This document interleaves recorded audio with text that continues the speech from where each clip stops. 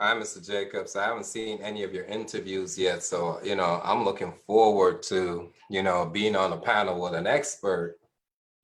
Can't wait. I wouldn't take it that far. The reputation is overhyped. Yeah, the silence is killing me, so we might as well just go ahead and start talking to each other. Yeah, we're good. We're live. All right. So for everyone watching, welcome and thank you to part one of our Unspoken series. It's a series that's promoted or intended to highlight some of the conversations that aren't being had in the Black community. So this series is presented to you by Handy and the Albert Wilson Foundation. And we're appreciative and grateful for our esteemed and very knowledgeable group of panelists today that I will briefly introduce to you. So first, we'll start off with our CEO of Handy, which stands for Helping Abused and Neglected Youth and Abused, Neglected, Disadvantaged Youth, Mr. Kirk Brown, who comes to us, has 22 years of experience working with economically disadvantaged at-risk families. Brown has also helped guide the development of the LIFE program and actively recruited youth, community partners, donors, policy personnel to become involved in the mission of educating, empowering, and embracing communities of need. So thank you, Mr. Kirk Brown. Sorry for saying Mr. again. Thank you, Kirk Brown. I'm good. Thank you, Kirk Brown, for joining us tonight. Next, we have Rodney Jacobs, who is Assistant Director for the City of Miami Civilian Investigative Panel, also known as CIP. The Civil Investigative Panel is a civilian oversight city department tasked with investigating abusive police practices within the city of Miami.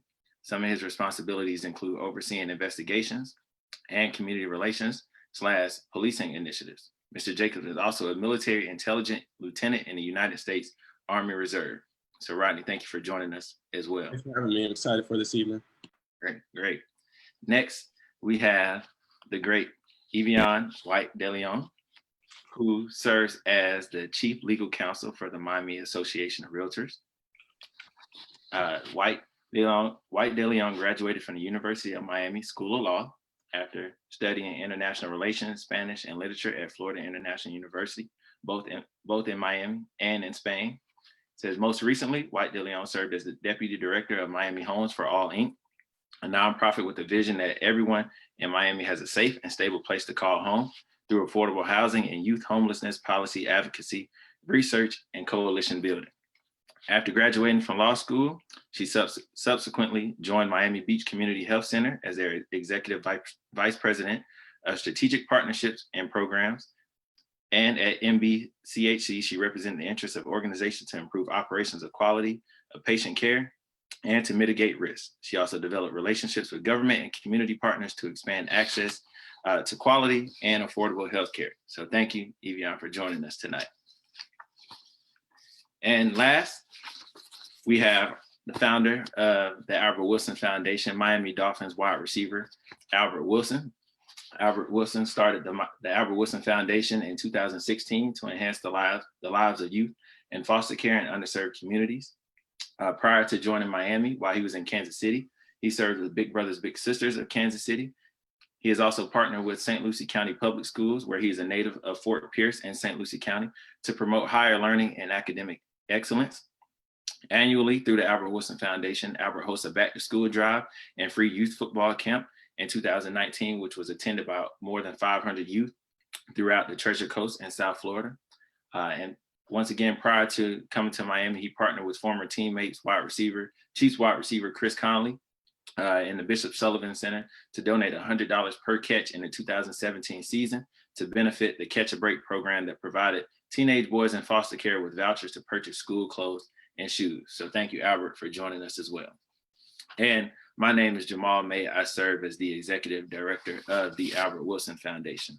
So without further ado, Kirk, would you like to start us off in discussing the importance of having these conversations and the impact systemic racism has had on the Black community, but more specifically youth along with their caretakers, and the importance of social work in your role to build the bridge of understanding between systems, individuals, and communities, and the need for uncomfortable conversations? So It's unique because our children are watching. And they're watching different things, and they're getting different messages filtered from a steady diet of spontaneity news, right? And we have what I would like to call culturally secret discussions amongst ourselves. Sometimes it's just a nod, like, right? That's a full sentence, right? In the midst of a situation happening, I could nod at Rodney and across the room because something happened and he knew exactly what I meant. And we have not even said hello to each other, and we could be perfect strangers. And those informal communications happen around everyone else that's trying to understand where they fit in our world, while we're also struggling with systemic issues that we talk about elegantly in the barbershop. If I say we're going to have a barbershop chat, a lot of people understand exactly what I'm about to say before we talk about it. And, you know, sitting down, I think somewhere in 2012, talking to a young lady, and we were talking and we were just going over all of these systemic issues. And it was way back when, right? 2012, still here today. And we were talking about all of these issues, and we were like, you know what? What if we just said this in front of everybody else? And then we went down this long list, our pros and our cons. The pros are like, yeah, you know, it needs to be said. Everyone needs to know, greater understanding. And the cons were, someone's going to seek to cancel us out. Somebody's going to disagree with us. We're going to get some of it wrong. You can't get any of it wrong right now, because if you get this much wrong in an issue that's this big, that this is what makes the news, right? This is what everyone else talks about. So the need to have the conversation candidly and informally, because PC informality sometimes drowns out the truth and blocks the roadway to honesty. And we can't improve a system unless we walk over to the system and have the system walk over to us. I learned a valuable lesson back in 2004 at Handy. We had a young person who had an incident with a police officer, and spoke to the young person, spoke to the police officer, everything was over. It was just, he was walking down the street, the cop stopped him, something happened, he walked into the building, he was very, you know, he was very hype, he was upset. We asked him what happened, he told us, went out, met with a cop. The cop told us what happened, had a conversation with him and the cop. And then that week we had a life skill class about law enforcement, knowing your rights, and talking to the young people. And then I asked them, what do they know about police officers? And they were just like, we hate them. And I was like, whoa, we have a problem. I asked how many of them knew police officers.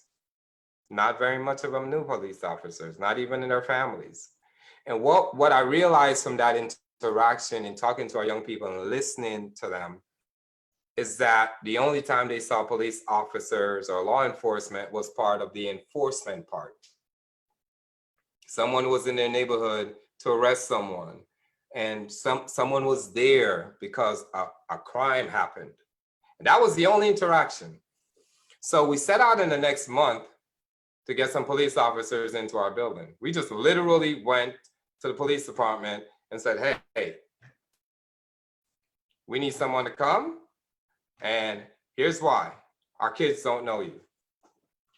And then some police officers showed up, and we had the intimate conversation before they spoke to our young people. They don't know you. I need you when you walk out this door. All the kids in this room, like any other profession, will look at this profession as a profession they can do. And those police officers sat there and took some of the hardest questions I've ever heard. At one point, I'm gonna be real, I was just like sitting there like, ooh, this could go sideways real fast. I was real, but they took the questions, they treated the questions, and they came back, randomly came back, walked in.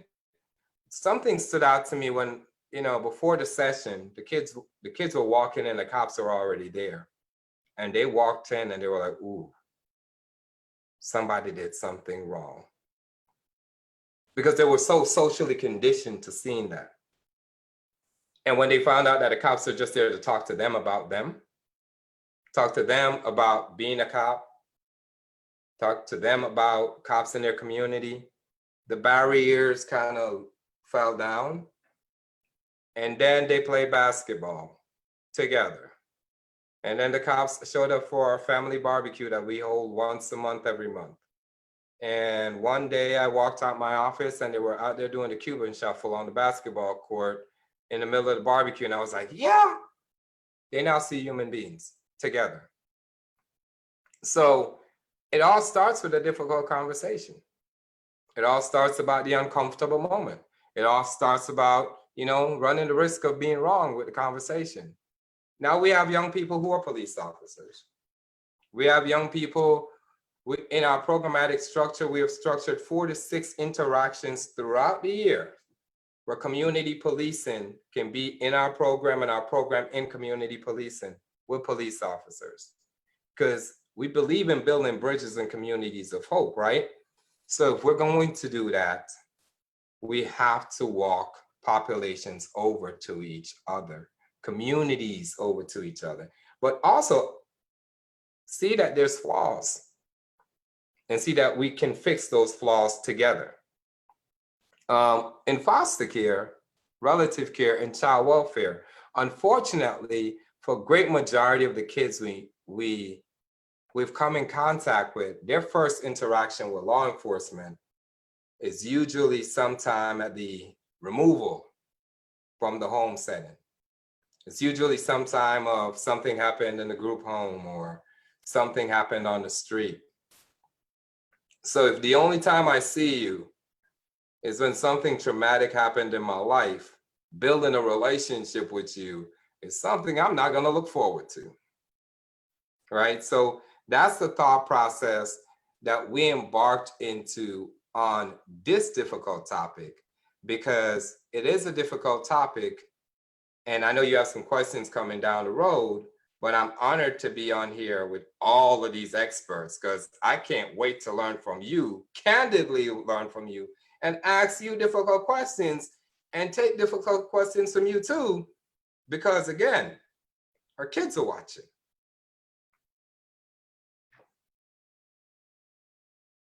Thank you, Kirk. Thank you. I think you touched on a lot of great things, but more importantly, just creating that avenue so we can bridge the gap or continue to bridge the gap between law enforcement or authorities and our community. So I appreciate you for that narrative. Appreciate you once again for being on here.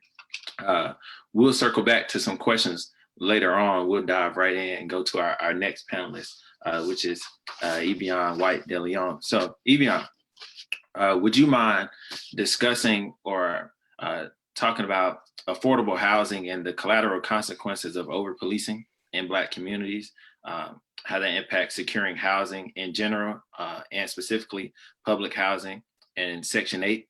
In addition to that, the desperate impact housing denials has on Black and brown communities, and then something that we've seen way too much or way too often, redlining. Can you highlight some of those and touch on a lot of those things?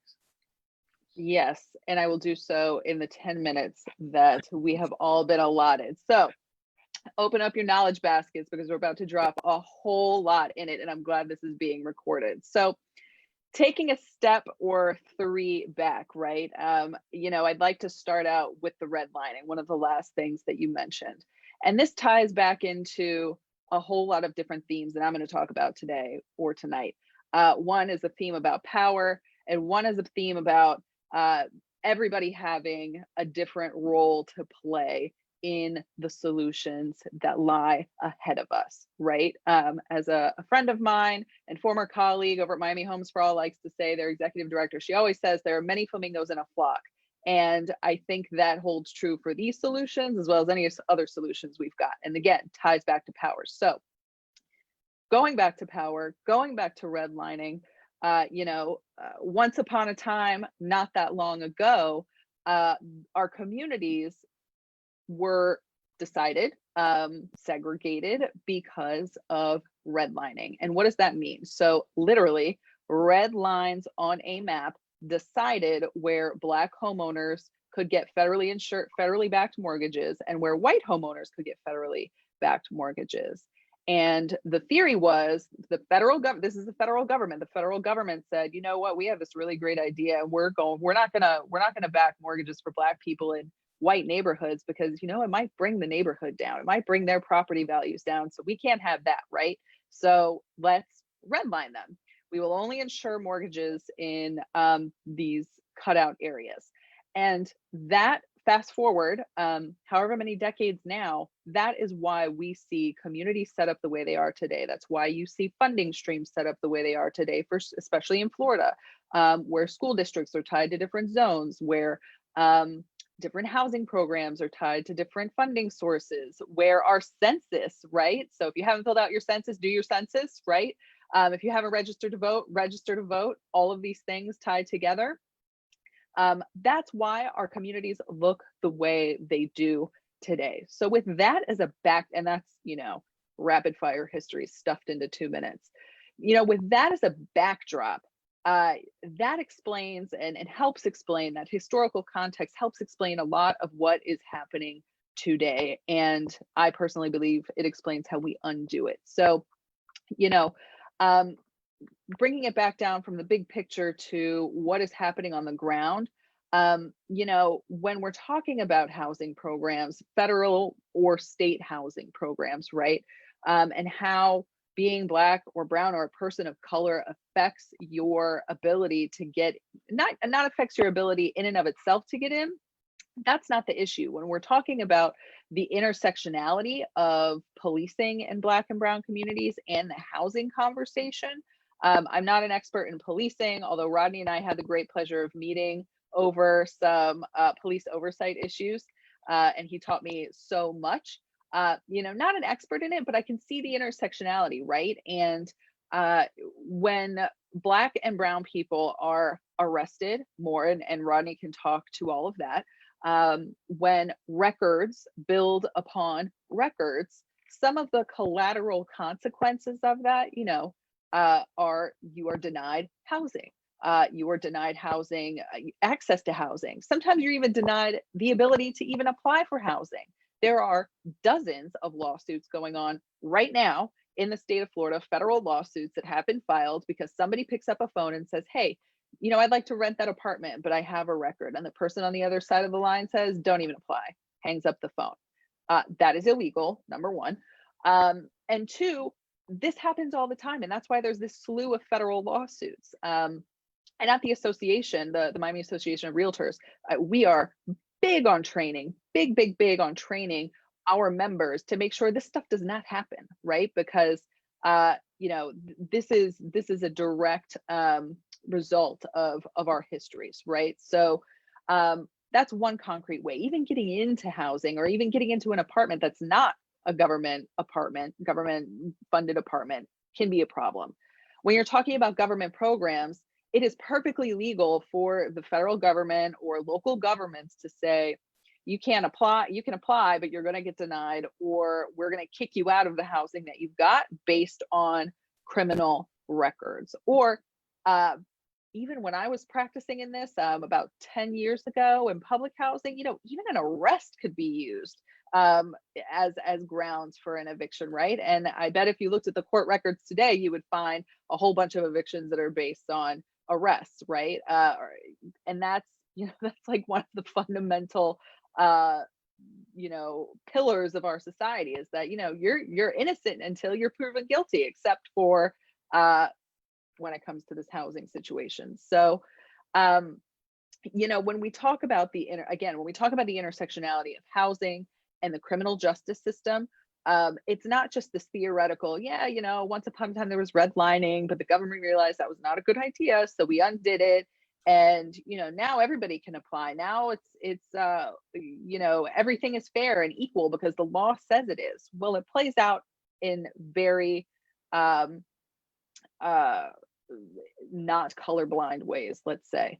And so when you're talking these criminal records, again, that build and build on each other, or even one, that's a game changer. That is again a game changer to accessing housing.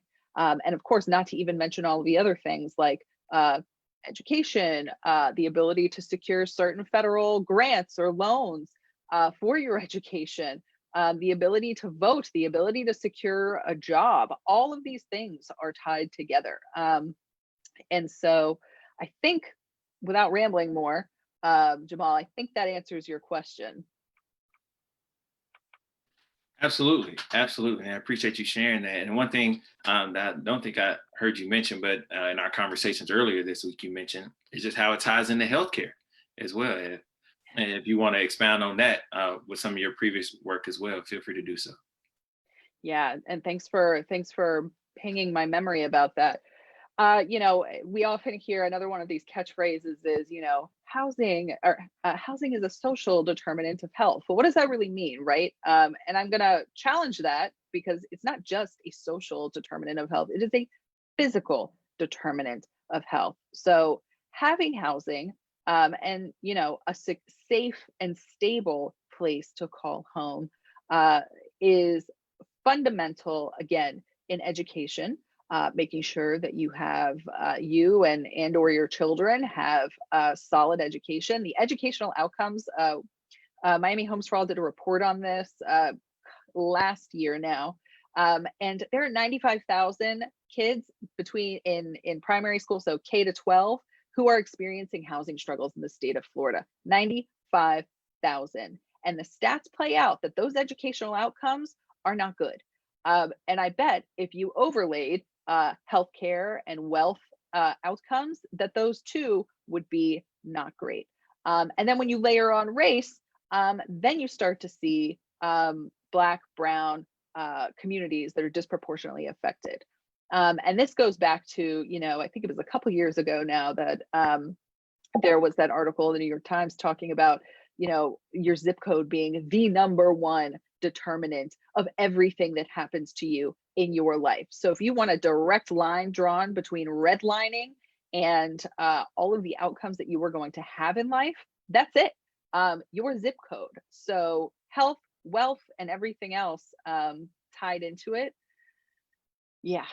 And Jamaal, you and I were talking about, you know, in the healthcare world, you know, my clients at Legal Services were also patients that we would see, and you know, it's a real, if you haven't been in the social services world, and Kirk was talking about this earlier, it's jarring. It is jarring. Thank you for sharing. Thank you for sharing. Absolutely. And we're going to have more questions as well. Before we move on, I do believe Kirk had a question for you, Evian. Evian, so as you're talking about a red line and people who have made mistakes in their life, I come to the reentry process for individuals who have gotten a charge, made a mistake in their life, paid their debts to society, and now is looking to come back into society from incarceration. So you're telling me from a housing perspective, that charge, because I want the guy, you know, who's listening to us, that charge will limit where this individual can reside, whether it be rental property or ownership. So the legal answer is that, right? I'm going to tell you legal, I'm going to tell you what happens in real life.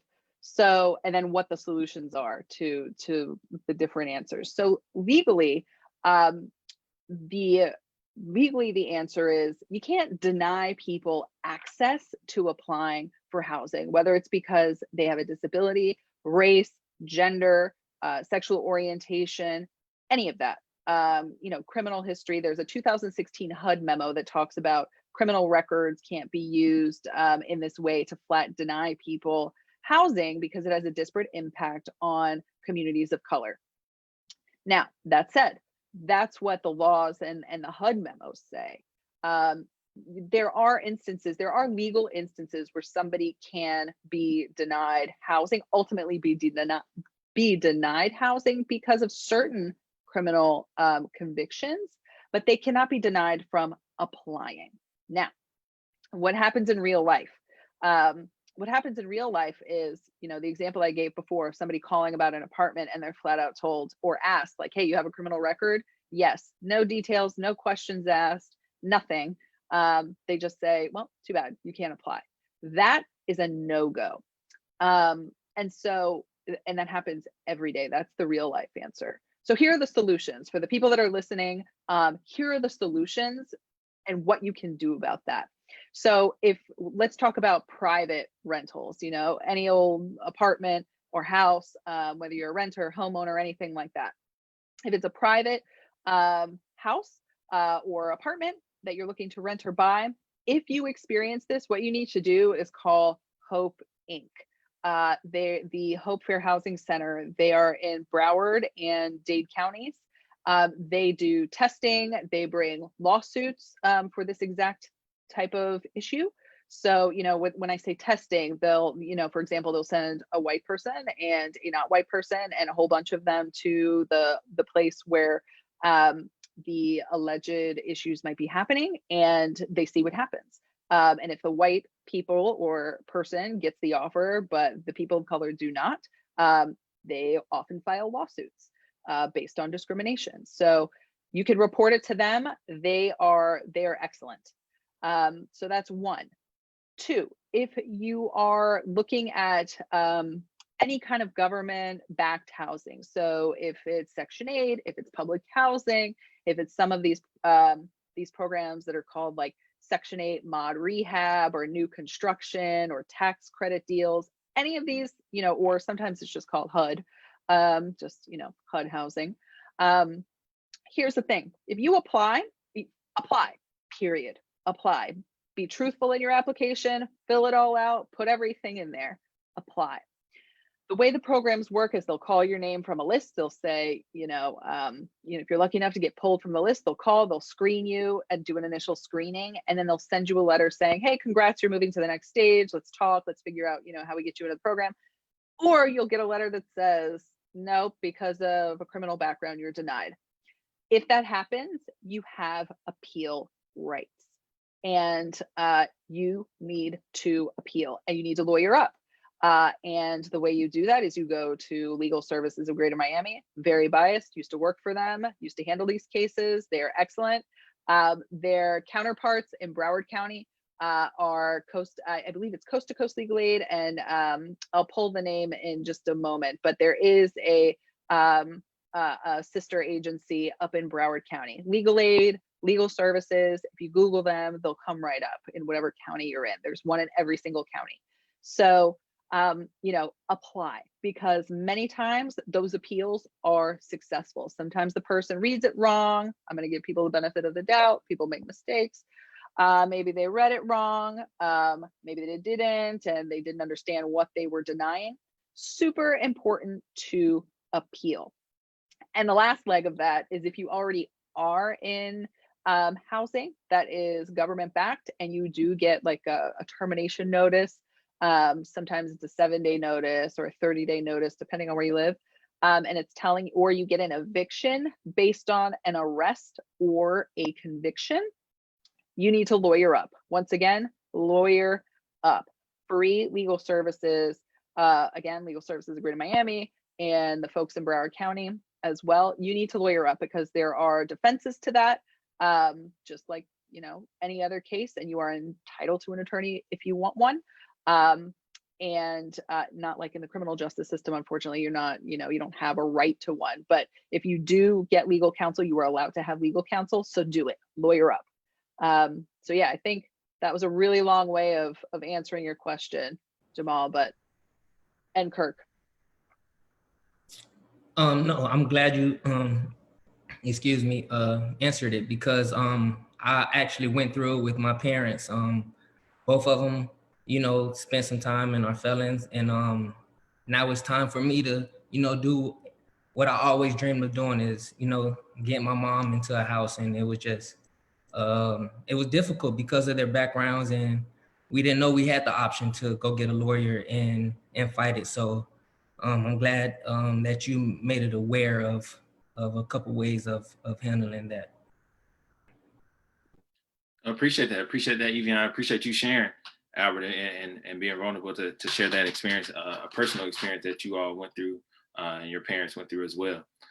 Thanks again for the information. I want to reiterate to Facebook, I see a lot of the comments coming in that feel free to drop any questions, any comments in the comment section. After Rodney goes next in about 15 minutes, we will open it up and have a round table discussion, and we'll be able to answer any questions and comments that you all have. So I just want to reiterate to our viewers on Facebook that you can list any comments or questions that you have in the comment section. So thanks again, Evian. Rodney, for those who don't know or are joining us late, Rodney Jacobs is the Assistant Director of the Miami Civilian Investigative Panel. Rodney, do you mind talking to us and defining what the Civilian Oversight Panel is and the importance of it, and also the status and importance of voting for the Black community as it pertains to some of the initiatives that you all are pushing and doing with the Civilian Oversight Panel? Yeah, most definitely. So the CIP that we collectively call it, because Civilian Investigative Panel is a mouthful, is essentially an opportunity, an outlet for people to go to in order to file complaints against police officers that they've been involved with.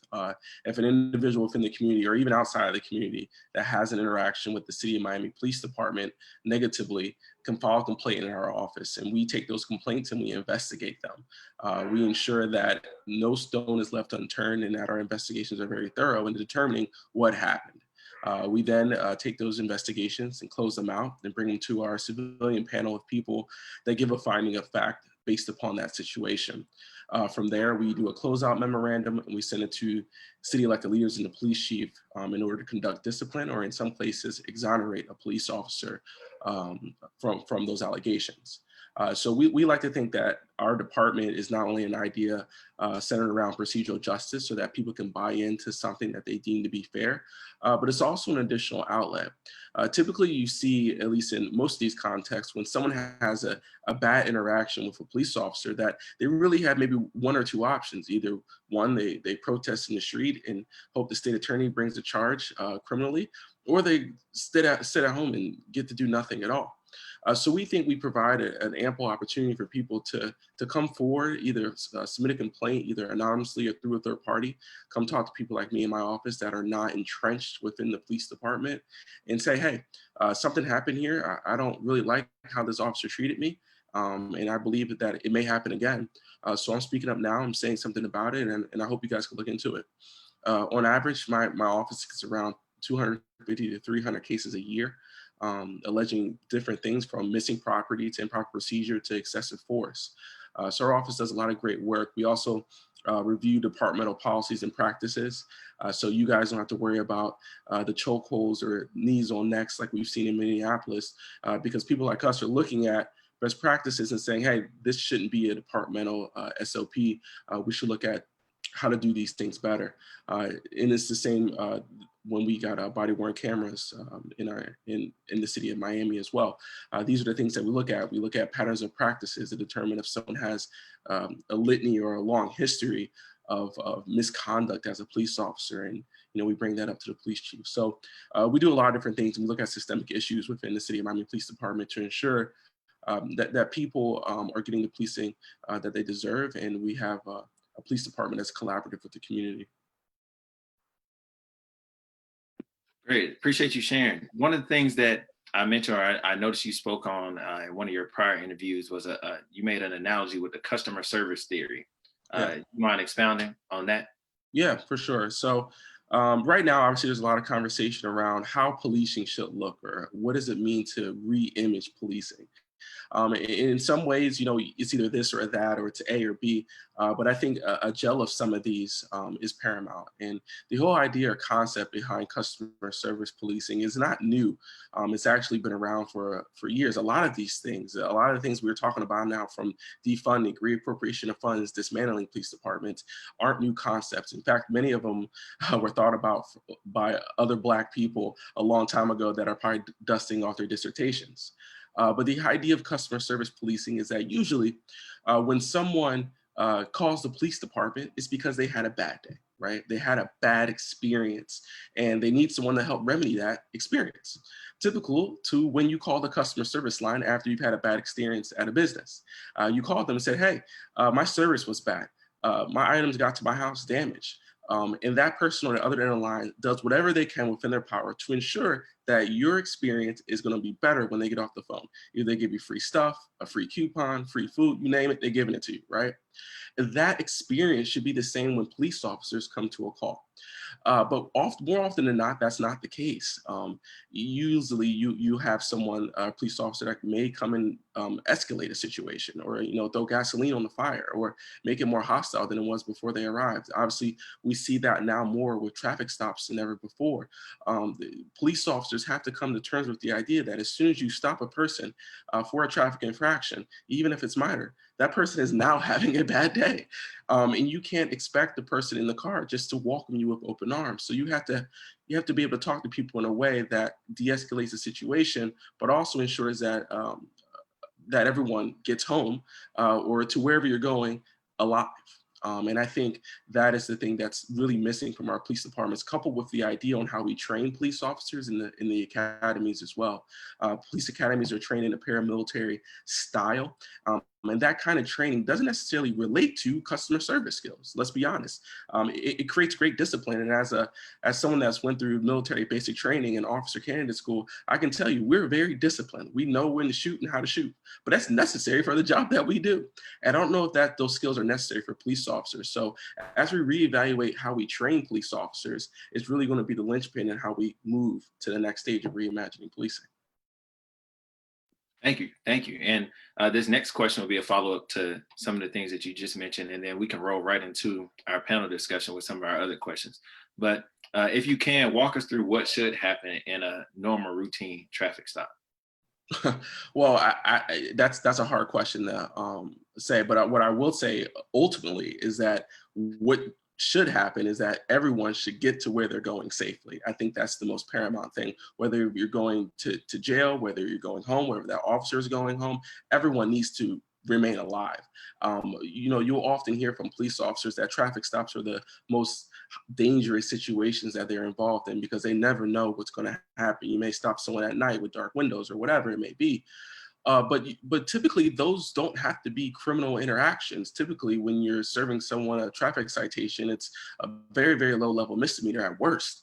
So the fact that some of these are escalating in lethal force exchanges and less than lethal force exchanges, people being dragged from their cars and knees on necks, is way, way outside the bounds, beyond the pale of what should occur typically in a traffic stop.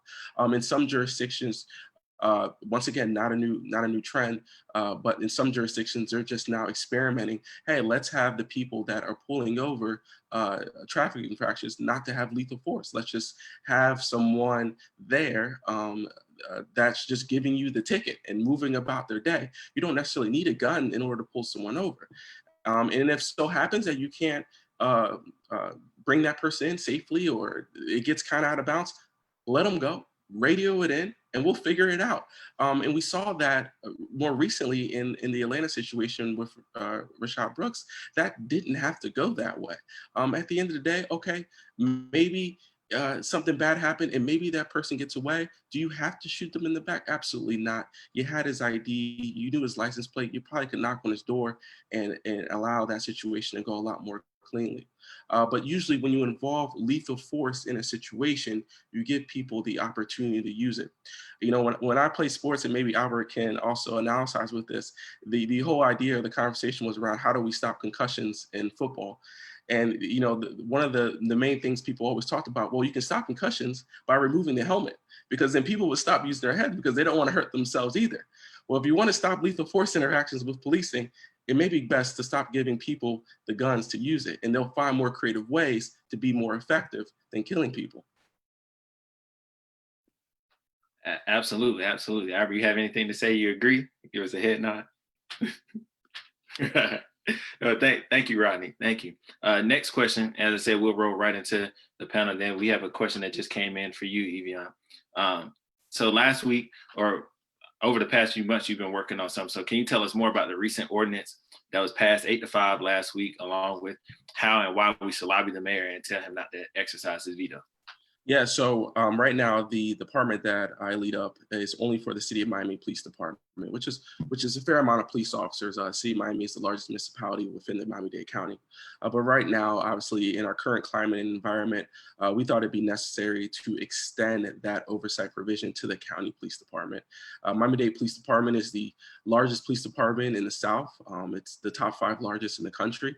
And to not have oversight over that police department would almost be akin to the NYPD not having oversight, or the LAPD not having oversight, right?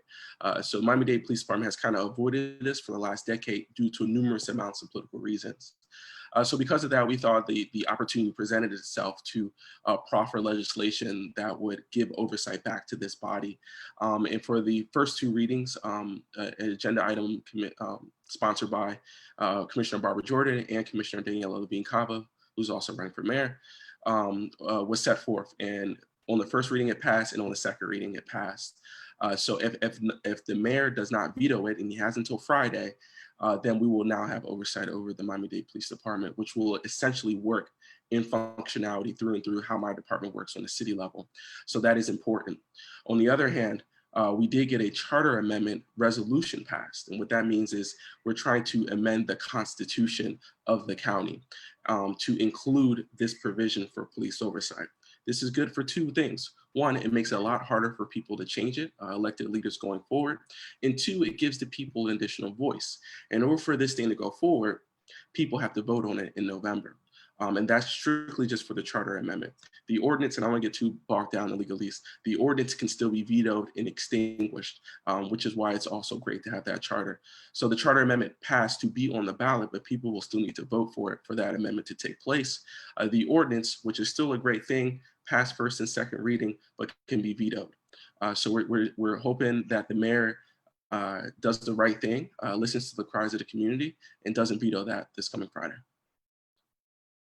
Absolutely, absolutely. Thank you. Thank you for providing more clarity on that. So, Evian, we have a question from Facebook for you.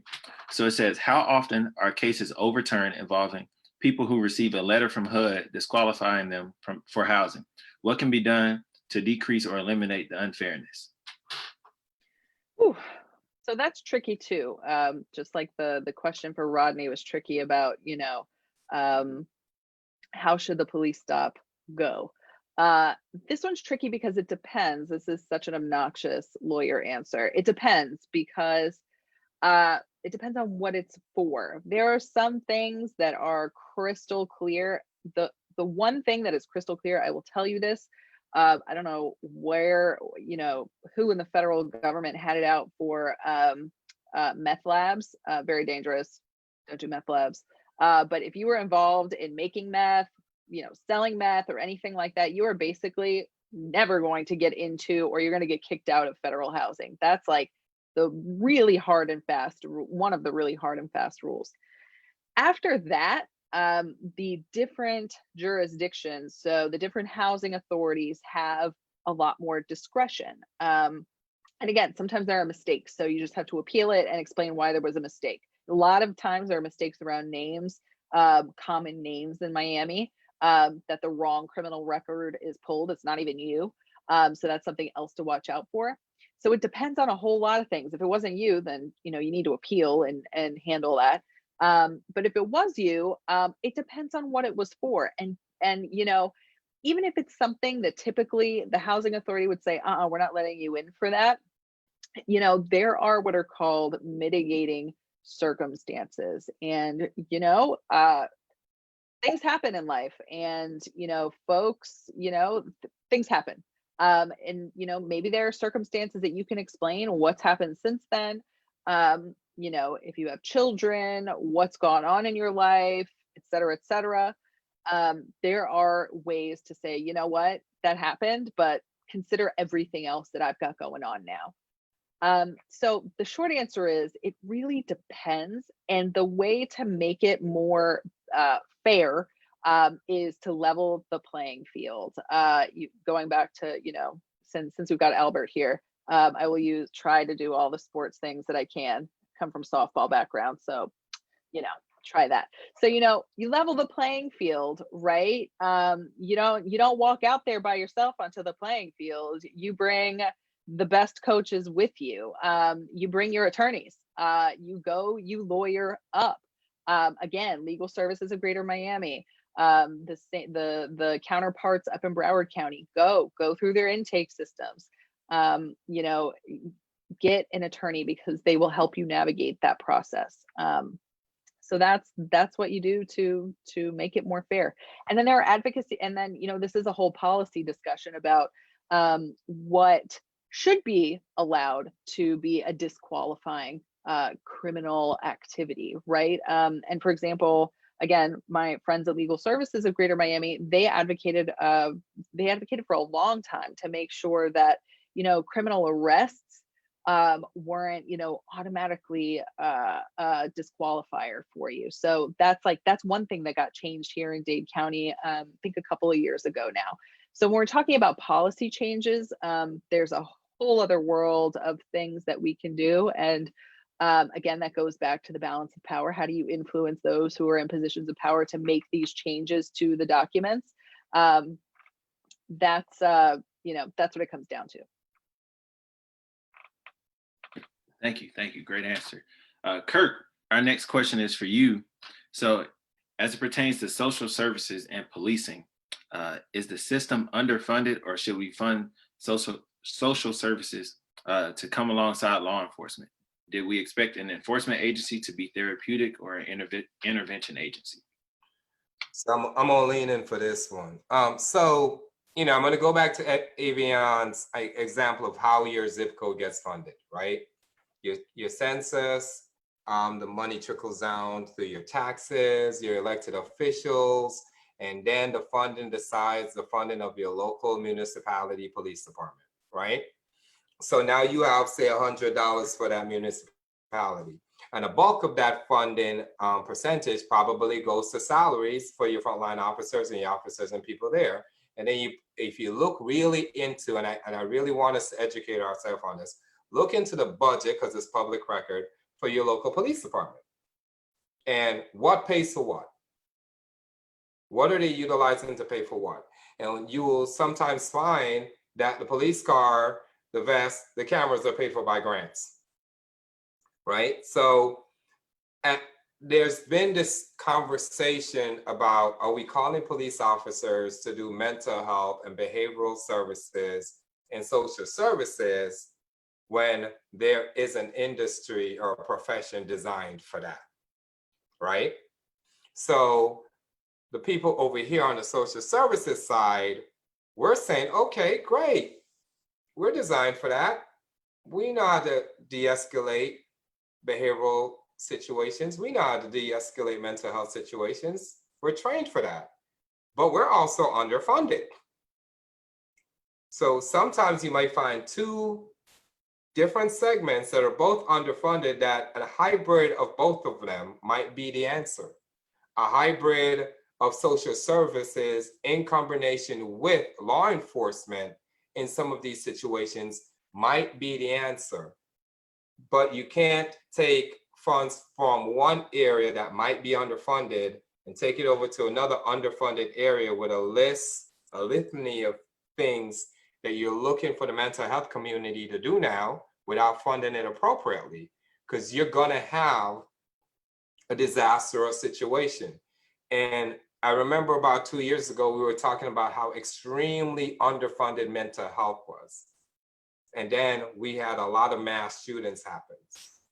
And then we started talking about mental health and the role mental health plays in our community, and it's still underfunded, right? So if we really want to get to core of issues, we have to look at the interdisciplinary functions of both.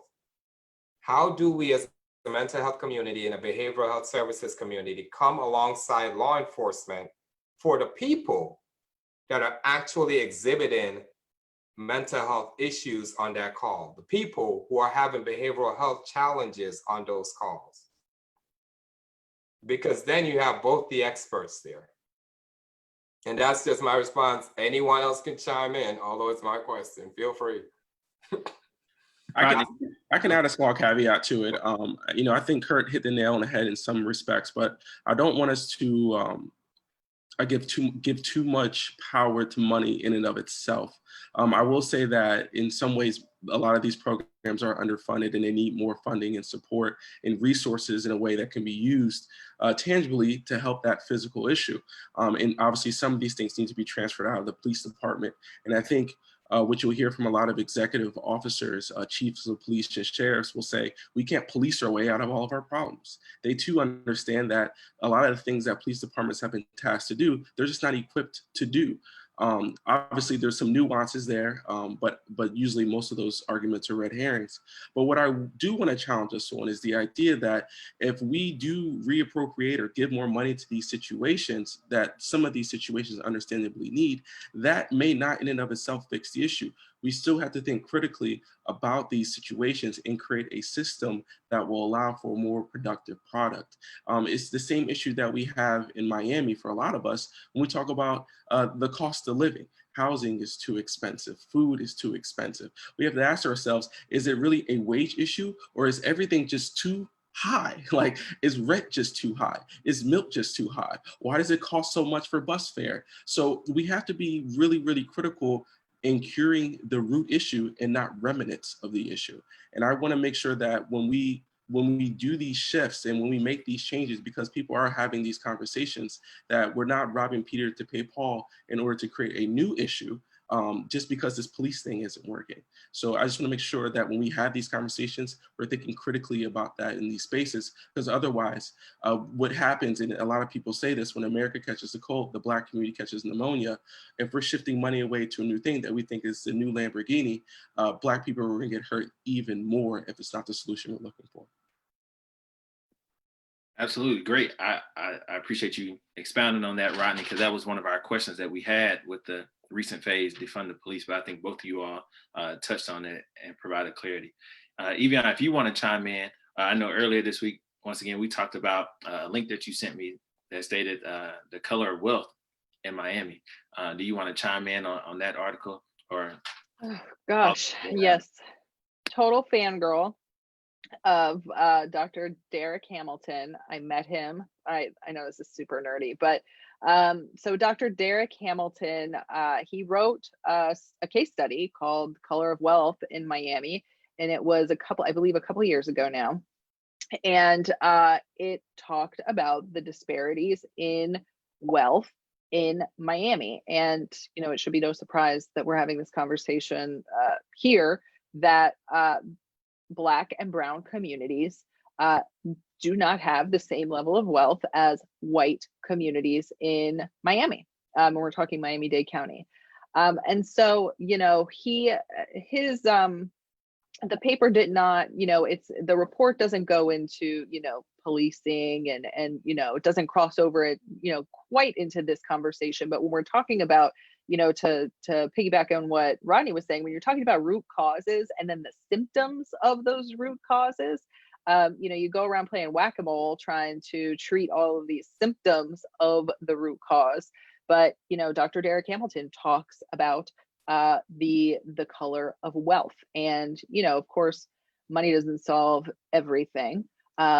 Certainly not in the Black and brown communities. You see this play out in healthcare, for example, the health disparities of for example, Black mothers, in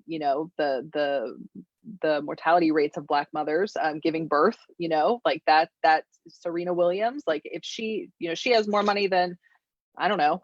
But if she's having these, I don't even know, she's having these types of issues, that just speaks to me very near and dear to my heart, having a kid of my own and seeing what she went through, not being believed in the hospital, being a Black woman, like that is not an isolated case. So, when you're talking about the color of wealth, and the disparities in that, and again, how zip code ties to that, yes, that is part of the root cause. But when we're talking about all those symptoms, that is, that's a whole other conversation that we need to be thoughtful about. But for folks that want to do more reading about it, highly recommend the paper. It gives it's really, you know, if you're in the Miami area, and you're watching, you're obviously interested in these issues. So please watch it or read it, because it's really illuminating. I would also add to that the book, A World More Concrete, which also Yeah. talks about housing issues in Miami. Yep. Thank you. Thank you. Rodney, back to you. We're going to pick out a question from Facebook. It says, Rodney, does the CIP recommendations hold weight? What percentage of officers that are found negligent are released from the department following the CIP's recommendation? Why is it important for a CIP to have subpoena power? A lot of questions. So I would say roughly around 10% are at least disciplined. I can't say necessarily relieved. The relief aspect is more nuanced, and it's not necessarily because the CIP doesn't have the power. It's more so because no one in the city has the power per se, barring the collective bargaining. And once again, I don't want to get too much in the legal aspect of it, but I guess it's important that I break these things down so people know really where to place their anger when they're upset about police being fired or disciplined, which I think is half of the question this person asked, and then I'll get to the other half. So it really breaks down to what I call like the big three when you're talking about police officer accountability. You have the police chief and the leadership.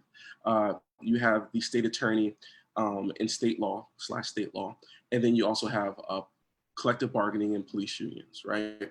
It's important to understand how all these play a part because it helps you understand who you should be mad at when these things happen.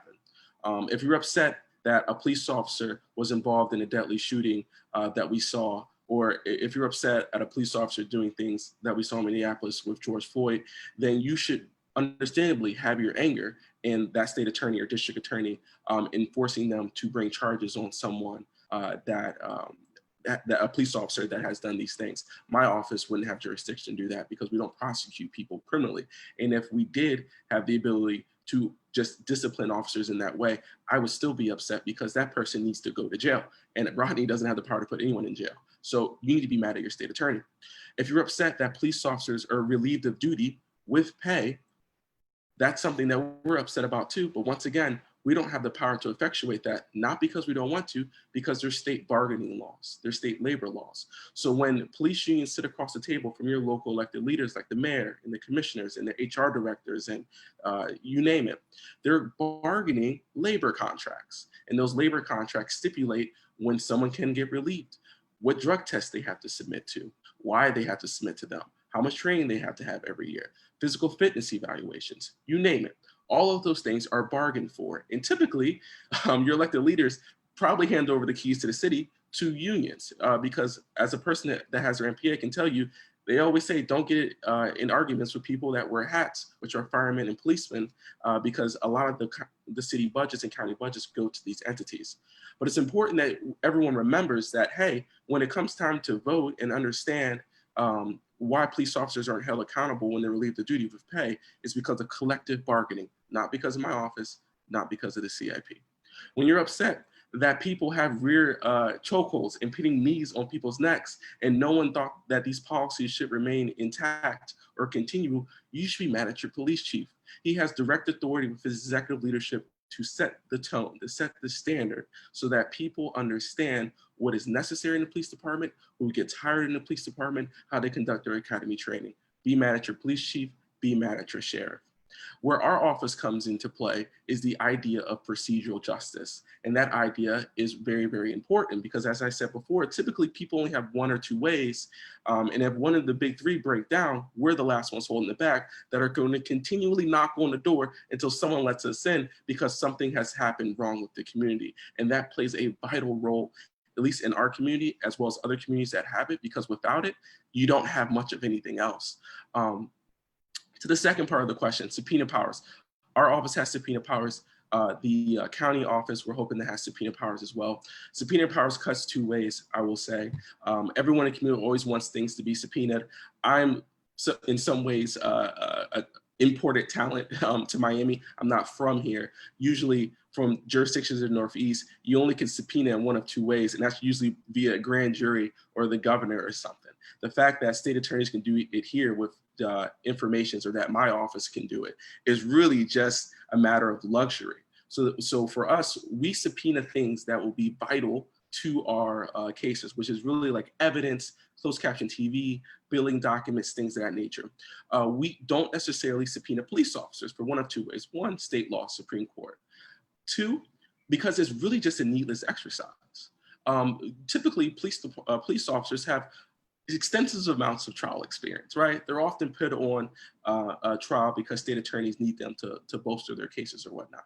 If I were to get a subpoena, which will cost an exorbitant amount of money, to bring in a police officer to talk to me that says, hey, what happened with you and Susie Q when you pulled her over there? Did you say those mean things to her? Did you pull her out of your car? Typically that exercise is going to end in, I don't know, and I don't remember, and it was so long ago. And we will spend 3 or 4 hours going back and forth with that. And it really would just be a useless endeavor, at least practically speaking. So subpoena powers are important, one, to get evidence and documents and information so that we are able to do our cases effectively. And then sometimes the fear of subpoena works well too with businesses. When they say, hey, why don't you just give us a subpoena? Well, we got the power, we do. You can read it in the ordinance. You might as well just give it to us now, or we'll take you to court. It's effective. But if people are thinking that this whole idea of the subpoena will hold officers accountable, it's a misnomer. It's a false narrative. It just doesn't work practically, and it's not a good use of taxpayer money. Thank you, Rodney, for a very detailed answer that you provided there. And I hope the audience member that asked the question via Facebook, hope he answered it for you.